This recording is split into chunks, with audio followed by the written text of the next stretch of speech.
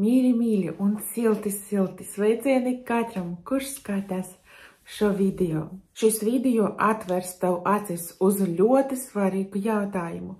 Kāpēc tev nesanāk izveidot attiecības ar vīrieti? Kāpēc nesanāk satikt to, ko mīlēt? Kāpēc nesanāk satikt ideālu vīrieti, ko tu vēlēsi satikt un ar ko tev gribēsies izveidot attiecības? Nesanāk satikt vīrieti un izveidot attiecības, tāpēc, ka vai nu ir kaut kādi traucējoši priekšstati par sevi, vai nu ir kaut kādi traucējoši priekšstati par vīriešiem, par vīriešu pasauli, vai nu par attiecībām. Sliktas domas par sevi. Es neesmu skaistu. Kurš mīlēs tādu resnu kā es? Kam vajag sievieti ar 3 bērniem? Vai slikti priekšstati par vīrieši? Visi vīrieši ir neusticīgi. Visi vīrieši mana vecumā jau sen ir aizņemti un tikai tādi nederīgi, tādi braketi palika brīvi.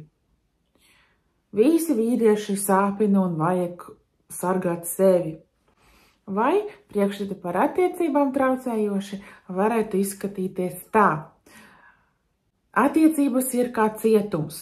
Attiecībās man būs jāatsakās no sevis, no saviem sapņiem. Attiecībās man visu laiku būs jādomā par otru un jākalpo viņam, un tad es vairs nevarēšu būt brīva, un tad man būs jādara to, ko tas otrs nesagaida. Un jo vairāk ir traucējoša domu, jo grūtāk izveidot attiecības un satikt savu ideālu vīrieti. Jo apkārtējā pasaule vienmēr atspoguļo tavu pašu domu par to pasauli. Vīrieši atspoguļo tavas domas par sevi un par viņiem un, protams, par attiecībām. Pirmā kļūda tas ir nekomunicēt ar vīriešiem, nekomunicēt ar vīriešu pasauli.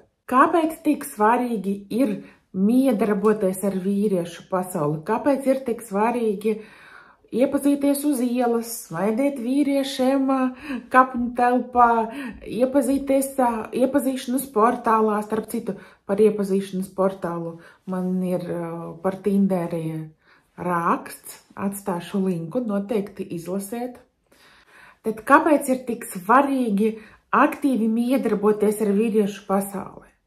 Jo tikai tajā miedarbībā tu vari atklāt kādas traucējošas domas par sevi, par vīriešiem vai par attiecībām tev traucē. Jo viena scenārija mūs notur, mūs katru, un tas jau ir pierādīts un zinātnieki mums to ir pateikuši, ka no 60 līdz 90 domām. Tik maz, tikai no 60 līdz 90 domām traucē tev satikt savu ideālo vīrieti un izveidot attiecības. Un tas ir vienas un tas pašas domas, kuras katru reizi tu domā, miedarbojoties, saskaroties ar vīriešiem, ar vīriešu pasauli. Un tikai tajā miedarbībā tu vari saprast, sadzirdēt, sajust, atlasīt, kuras ir tas domas.